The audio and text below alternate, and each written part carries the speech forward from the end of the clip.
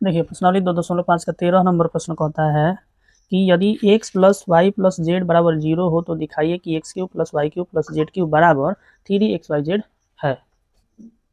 समझ रहे हैं, मतलब इतना बराबर 0 है तो आपको बताना है कि इतने बराबर इतना कैसे होगा। समझ गए? तो उसके लिए आप सर्व समीकरण जानते हैं कि x cube plus y cube plus z cube minus 3xyz रहे तो हम बराबर कह सकते हैं कि x plus y plus z into x square plus y square plus z square minus x y minus y z minus z x. ऐसा हम जानते हैं, सर्व समीकरण पढ़े ना जी। और जब आपको बता दिया कि एक्स वाई जेड के बराबर आपको 0 मान लेना है तो यहाँ एक्स वाई जेड दिख रहा है, क्योंकि एक्स वाई जेड बराबर 0 है। समझ गए? तो इसलिए हम बराबर देके इस पर तोड़ते हैं ना जी, इसलिए एक्स वाई जेड की जगह 0 मान लिए, बाकी जो बच गया गुना में है ना जी, जो करते हैं उतार दिए। अब आप बताइए कि क्या किसी को शून्य से गुना करते हैं तो शून्य नहीं हो जाता है? तो हो गया शून्य। तो हम जब इतना बराबर शून्य हो गया तो हम इतना के बराबर इतना नहीं लिख सकते हैं शून्य, यानी यही बतवा लिख करके आयकर बराबर इधर तो शून्य हो गया, तो बराबर शून्य लिखेंगे ना जी। इसको हम चाहें, इस बतवा को चाहें तो इधर भेजेंगे बराबर के साइड में, तो यहाँ माइनस तो यहाँ प्लस नहीं हो जाएगा, तो हो गया।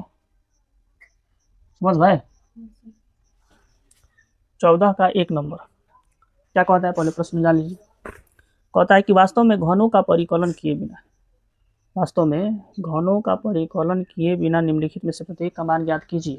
मान तो ज्ञात करना है लेकिन इसका घन करके नहीं करना है, तो फिर कैसे करेंगे? थोड़ा सा सर्व समीकरण टाइप का कुछ करेंगे। तो अभी इसके पिछले प्रश्न में आप देखिए कि जब भी एक्स वाई जेड माने x plus y plus z बराबर 0 हो जाता है तो हम x cube plus y cube plus z cube बराबर 3xyz लिख सकते हैं।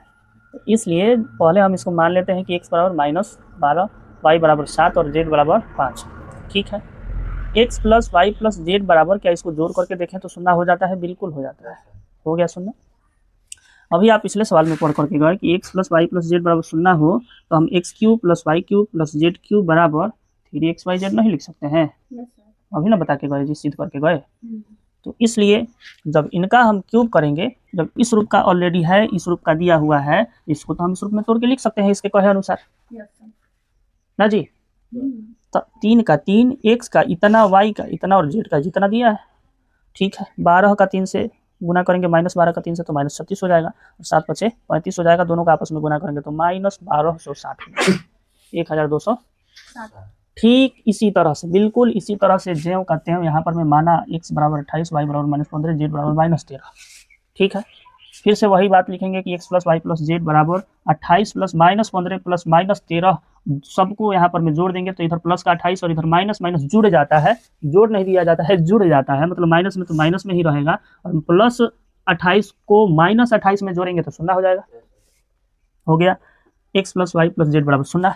और जब x plus y plus z बराबर 0 तो हम x cube plus y cube plus z cube बराबर 3xyz लिख सकते हैं।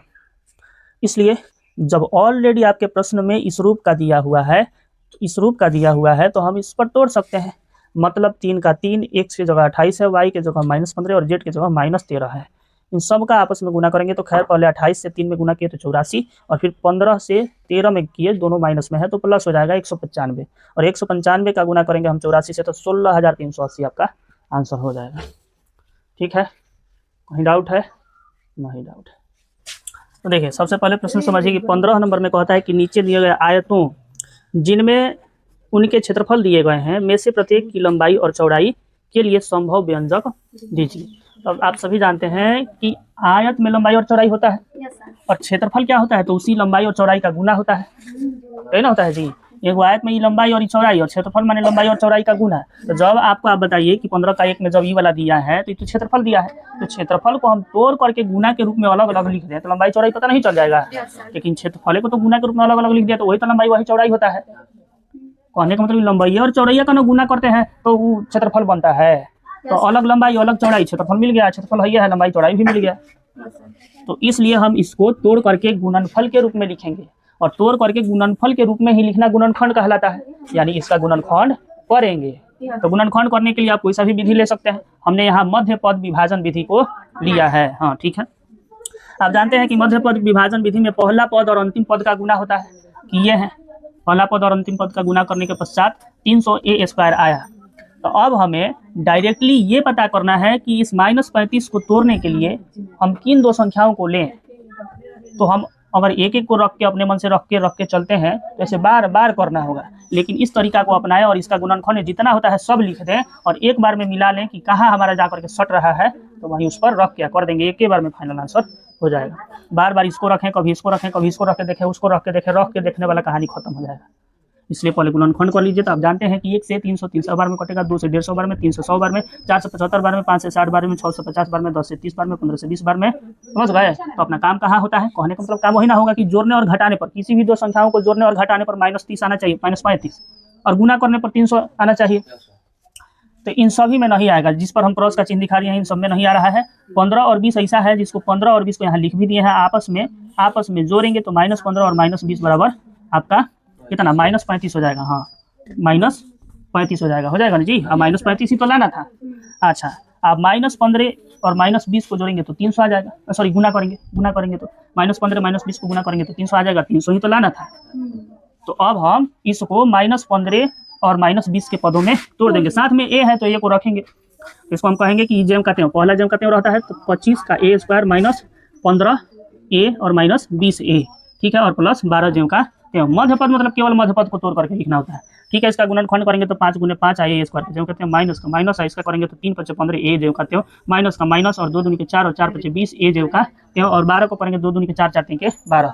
अब दो अलग अलग कॉमन लेंगे, चूंकि सब में तो कोई दिख नहीं रहा है।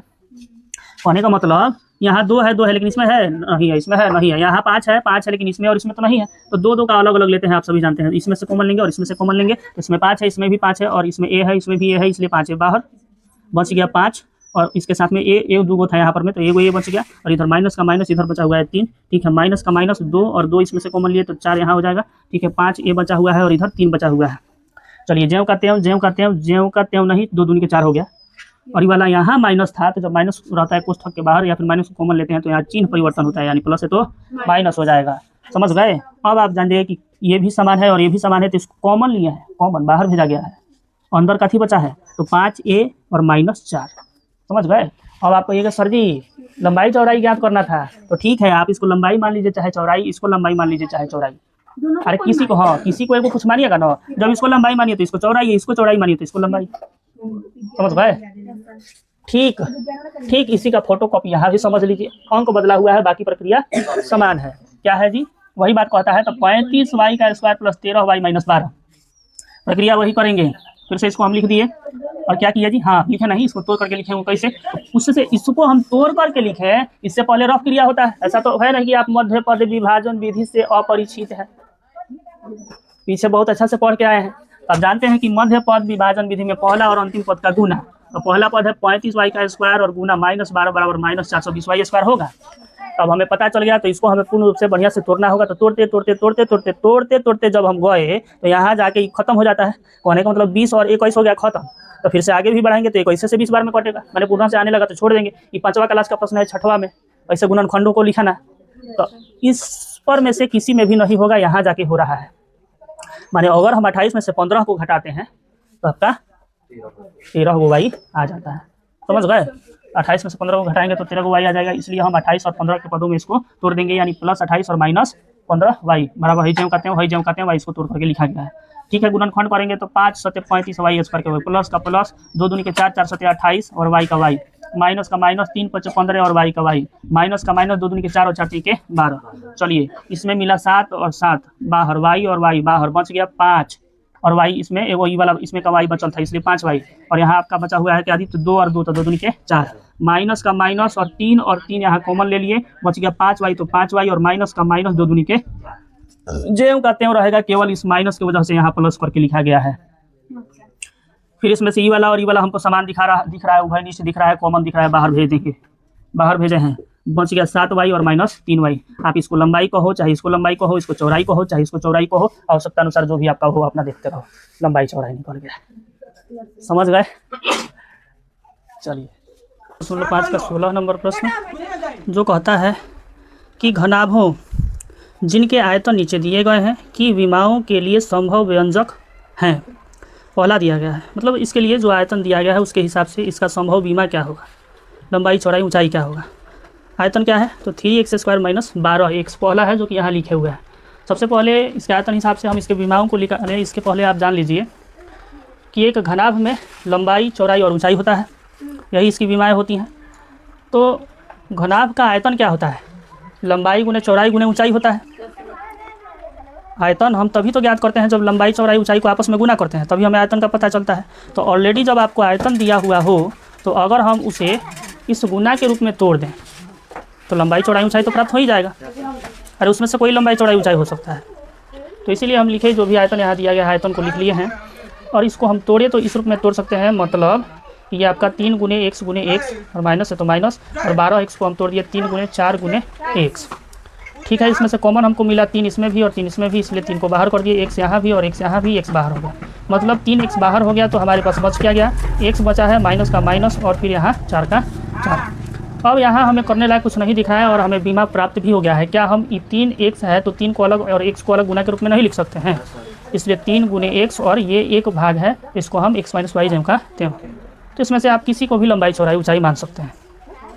ठीक है, ठीक इसी तरह से दूसरा प्रश्न है, ठीक उसी तरह से कि 12k² plus 6ky minus 20k, इसको भी तोड़ेंगे हम।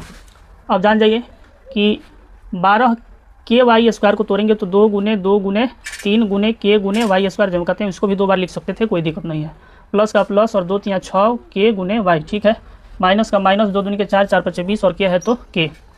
इन सभी में यानी 1 2 3 तीनों पद में हमें 2 और साथ में k दिखाई दे रहा है, माने इसमें भी 2k है, इसमें भी 2k है और इसमें भी 2k है, इसलिए 2k को हमने बाहर कर दिया। इसके अलावा जो भी बच जाता है उसको लिखेंगे। तो 3 दूनी के 6 और यहाँ y² बचा हुआ है, लिख दिए पहला भाग में।